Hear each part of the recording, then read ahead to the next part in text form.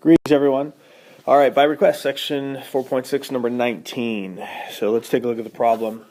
A right circular cylinder is inscribed in a sphere of radius r, lowercase r. Find the largest possible volume of such a cylinder.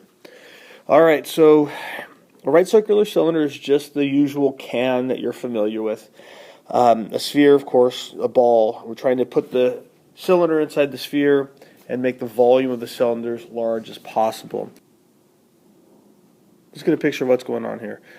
There was a little issue technically. If you heard me say that twice or something got cut off, technical issues, sorry. All right, so I've tried to use the tools of this app to create what's going on here. The sphere, of course, I'm just going to represent with the big circle. The cylinder, you can see how that fits in here. It's not the best diagram, but it's sufficient for what's going on. What I have to start doing now is have to start inputting some things that we know that are true. So, for instance, where we know that the radius of the sphere is lowercase r. So from the center of the sphere, which you might also consider to be a center of the cylinder, the center vertically and the center horizontally, that length right there is going to be our lowercase r that's described in the problem. Now from here I got to start trying to represent things, and well, going back to the problem, if we're still a little confused about what might be going on, I need to find the largest possible volume of the cylinder. So why don't I find the volume of a cylinder? Let's put that up over here in the corner. So the volume of a cylinder is going to be pi times some radius squared times h, where that little r is the radius of the cylinder. Now that poses a little bit of a problem here because we already have lowercase r as the radius of the sphere, and now my volume of the cylinder is going to have a lowercase, will have a radius in there, and I'm using the same variable at the moment. So we have to somehow now distinguish between the two. So let's go ahead and put the radius of the sphere in here like this, and let's give it a name, and I'm going to call that capital R. And so I'm going to cross this out here and rewrite this with a capital R instead of a lowercase r. Well, what is this telling us here? One thing we have to be careful with is what are the constants and what are not constants. What quantities are changing? Since we have various cylinders that could fit in the sphere, then lowercase r, capital R can change because I can have a skinny cylinder, or I can have a really wide cylinder, fat cylinder and short, skinny and tall, skinny and long, short and fat, depending on how we set this up. So capital R is variable, H is variable, but lowercase r is a constant. It's just the radius of this sphere. So as we work through this, keep in mind that lowercase r is the radius of the sphere. All right, so continuing from here, what do I have to do? Well, my equation that I'm trying to maximize has three variables in it. V is changing, capital R changes, H changes. So I have to get this down to 2, but I don't have any other secondary equations that I could use to relate, at least yet, any variables together. So I have to try to get some relationships happening here. Well, let me add something to the picture. What if I was to connect this down to here? This is supposed to be a right triangle. If this is done well, I think it looks okay in my picture, although maybe a little bit off. So, well, how does this missing side here, or not missing side, but new side, relate this side over here? How does this relate to the cylinder? Well, if you're looking at this carefully and thinking about it well, and my picture's not great, so you might be throwing you off a little bit. Hopefully, you can see that this is half of the height of the cylinder. This is half of h, and since that's half of h, and we have a right angle happening here, we can relate the two r's together with h, and then we can then substitute in place of something in our equation here to reduce this down to just two variables.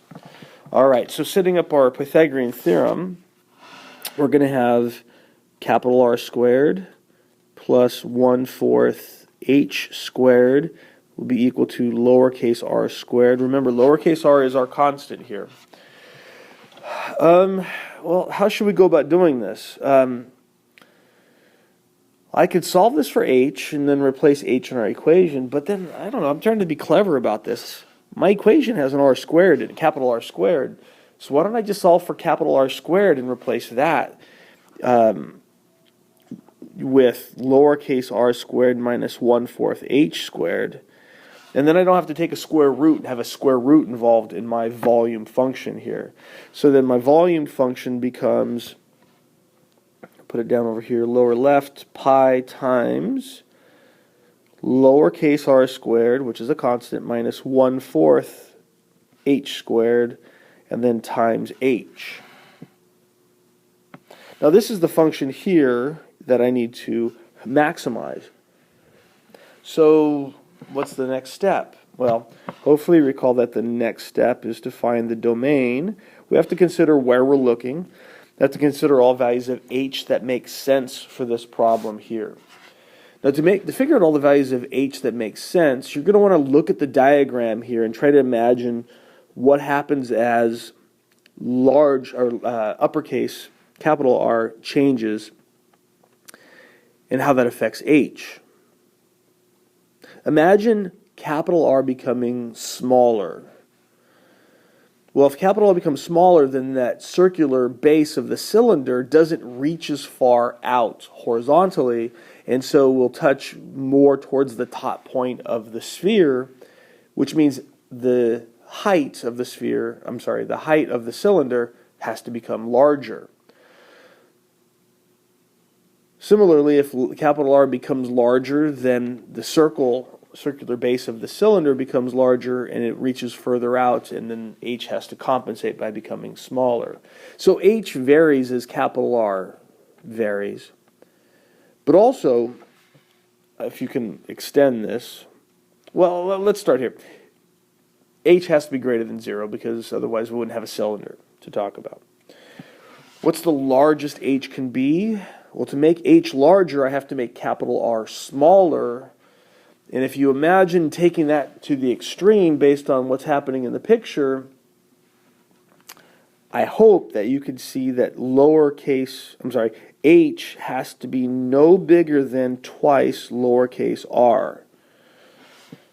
Because if I make capital R really, really, really close to 0, but not quite 0, then h becomes practically the diameter of the sphere from top to bottom, which of course the diameter of the sphere is going to be 2 lowercase r. And so, h can't be that value because then we wouldn't have a cylinder, we just have that straight line. So it has to be something smaller than that. So the interval on which we're looking is from 0 to 2r, exclusive. And now we have our domain. So we have our volume function in terms of just one variable. I know there's a little r in there, but that's not a variable, that's a constant. And then we have our domain. In fact, I'm going to multiply this out just a little bit here. And so we're going to get pi r squared, h is our first term, minus 1/4 pi h cubed. Now remember, the r is a constant, and so when we take the derivative here in a moment, we're going to do so with respect to the height, with respect to h. And when I get v prime, the first term I'm going to get is pi r squared. Remember, r is a constant. So r squared is a constant, and so is pi, and so the h just its derivative with respect to h is going to be 1, so we're left with pi r squared. And then we'll have minus 3 times 1/4 pi h squared. Yeah. And then from there, we're still looking for critical numbers. So I got to set this equal to 0. This is always defined, never undefined. At this point, we're just solving for h. And so, let's see here. We're going to have 3/4 pi h squared has to be equal to pi r squared. The pi's are going to cancel. Don't have to worry about those anymore here. I just got to get rid of the 3/4 by multiplying by 4/3. So h squared will be 4/3 r squared. And then when I take a square root, I'm going to get 2 over the square root of 3r when I took the root. So now what do? Of course, we separate our interval into subintervals. So our subintervals are going to be from 0 to 2 over root 3r. And then from 2 over root 3r to 2r.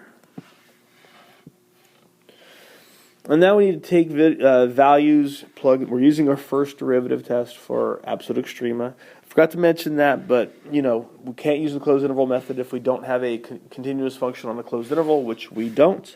So we're going to use our first derivative test. So at this point here, you have to try to figure out values for h that are between 0 and 2 root 3r. Yeah, that might take a little bit of thought. Well, in my denominator, if I made the root 3 a root 4, then I'd have 1/2 r. But to do that, I needed to use, make sure my logic is correct here. I'm going to pause it and think about this for a moment. All right, so what I'm saying, I like the logic of that. If I put a bigger denominator, then I get a smaller value. So if the denominator became, instead of root 3, root 4, then I would have 1/2 r, and that has to be a smaller quantity than 2 over root 3r. So I can plug in 1/2 r and test that one. And then over here, this one's a little easier. I think this is a little easier. Let's see. How about we just did 3/2 r over here? Why does that one work? Well, root 3 is slightly less than 2, so actually I could have used r in the first interval, so I can't use r in this one. But if I use 3/2 r, that's smaller than 2r, and 3/2, I think that's bigger. God, I gotta check. I'll pause and check. Yeah, 3/2 r is bigger. 2 over root 3 is about 1.15. I used a calculator to check that really quickly, just in the interest of time. So let's go back over here. If I plug in 1/2 r into this equation, we did say that I did argue a moment ago that I could just use r. So let's change this to lowercase r. It might be a little bit faster for us.